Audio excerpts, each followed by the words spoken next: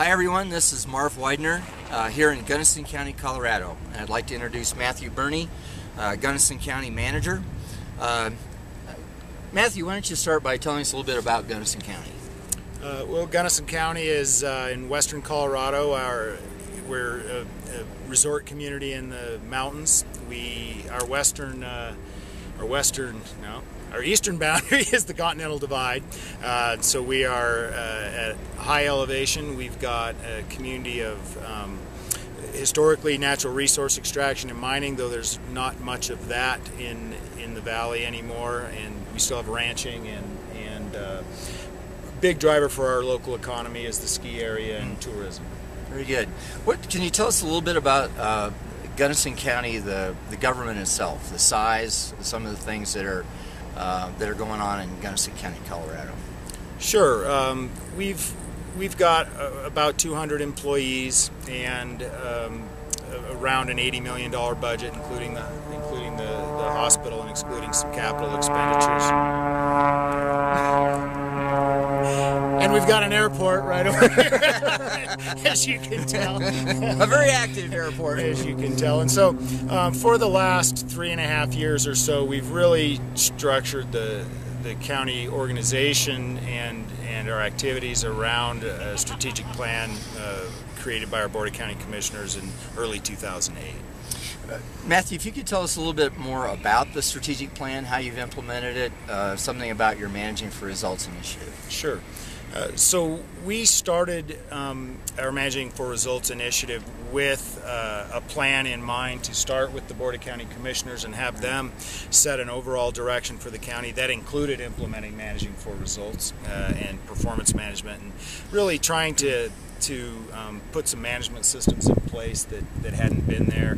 Gunnison County's been financially well managed and it's been a well managed county with good people, but really there was a bit of overload on staff trying to determine from a relatively new board's aggressive agenda, priorities and how to proceed. So we started with that strategic plan and really that cemented the transformation to Managing for Results in place. And from there, we've moved on to creating strategic business plans in each of our county departments and offices, and have then used those plans to structure our budget around activities and performance. Outstanding.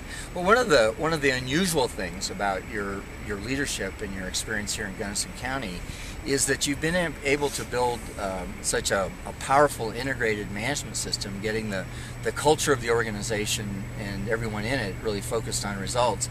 It's a bit unusual that a county with 200 employees could pull this off. How did you do it? Well, I think the key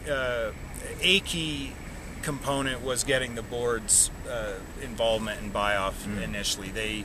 They were able to understand the need and then support that, and they've supported that both through their willingness to plan and then really be held to that plan and to have that be the guiding document for the organization and not to shift from priority to priority as new issues come up, which is very difficult at the local level, especially in a small local government. So the commitment and support of the board was very important.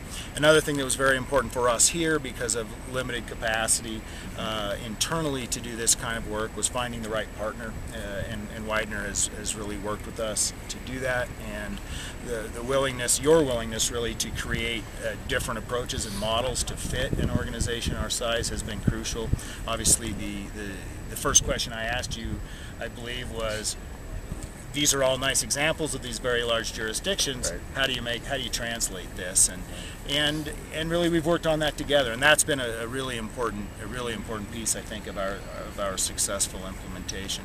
And the other thing is I think really the quality of our leadership and our staff generally here. It's a very well-educated community. It's a very active and engaged community, and that translates into our employees. And they've got a lot of pride in their work and in the services they deliver and their role in the community. And so I think the folks' ability to tie what we're doing with Managing for Results to even better performance and better service to the community has really motivated a lot of folks to really buy into it. Terrific. Well, we're standing in front of really a banner for one of the really major goals that was in the strategic plan. I'm going to step over here, Matthew, beside you. Tell us a little bit about this project, if you will. Well, this is the site for our new law enforcement center, which will include a county jail as well as the sheriff's office and emergency operations center for the county. This has been an identified need for the county for over 20 years, over 25 years in fact. Along with this project, we're building at the same time and managing them as one project as a new public works facility, which is, believe it or not, been needed in the community for even longer, nearly 30 years. There's been a lot of attempts to get both of these projects done, but these were called out very clearly as results the board wanted to see happen during the planning horizon of their strategic plan.